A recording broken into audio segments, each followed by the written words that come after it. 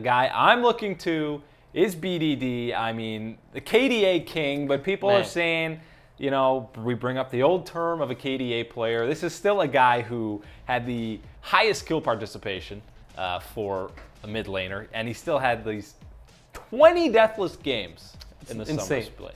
20!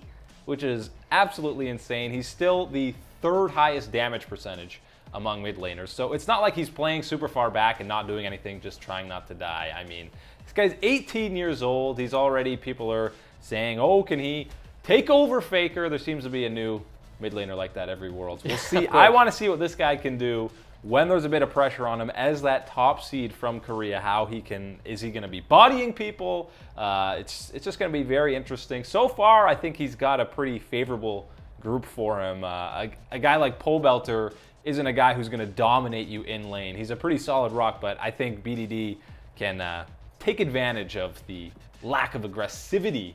That's not even a word. No, it's not. Aggressivity. Wow. Of the other mid laners in this group. That's pretty interesting usage of the word. It's not a word. I don't even know what you said.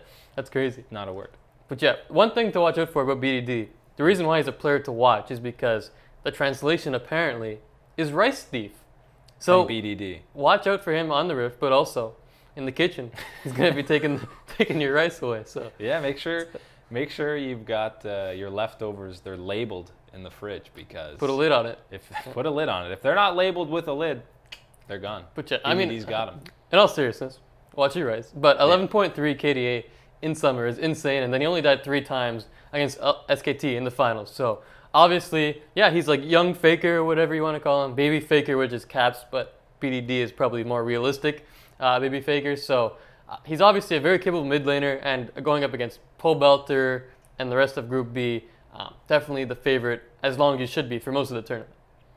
Yeah, and I think it's just, we've seen in previous Worlds, guys have been super hyped up coming into them. I always just think of Name back with EDG. He was so hyped up coming into Worlds, and then had pretty disappointing performance, pretty disappointing results. So hopefully BDD doesn't fall victim to that. It's a lot harder with his team, because yes, he's an amazing player, one of the best players in the world, but he has several of the best players in the world on his team. So he's got a lot of these guys helping him out.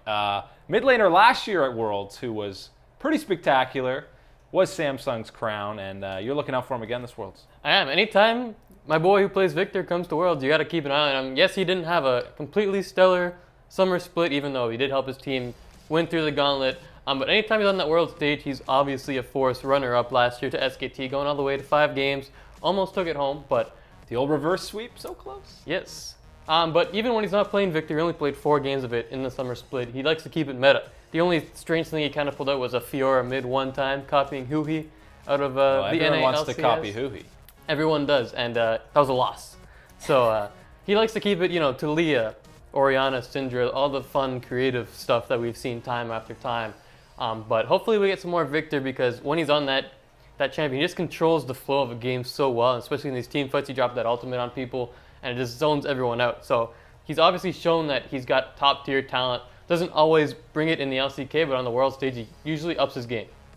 Yeah, and anytime you solo Faker 1v1, you get a lot of praise, and you basically steal his power, I believe. You become closer to that god tier. That's how it works. But, I mean, you saw in that most recent Legends video that was following Crown, you saw how devastated he was after last year's Worlds losing to SKT. He was just so distraught, and he said he just kept playing. He couldn't sleep, couldn't eat. That's insane. He said that in that video. He was just playing all night because he just wanted vengeance for that loss. He just wanted to be a better player, to constantly improve. So, I mean, this is a tournament for him to get some revenge. We'll see if he continues that road to vengeance and plays out of his mind. It's going to be very interesting to see how he performs. It is, and it's pretty crazy, because even though they're the third seed of the LCK, they're flying under the radar compared to teams like Longzhu, compared to SKT. They're not a team that everyone's focusing on right now, even though they do have a lot of veteran talent on this team. You have Crown, you've got Ambition, you've got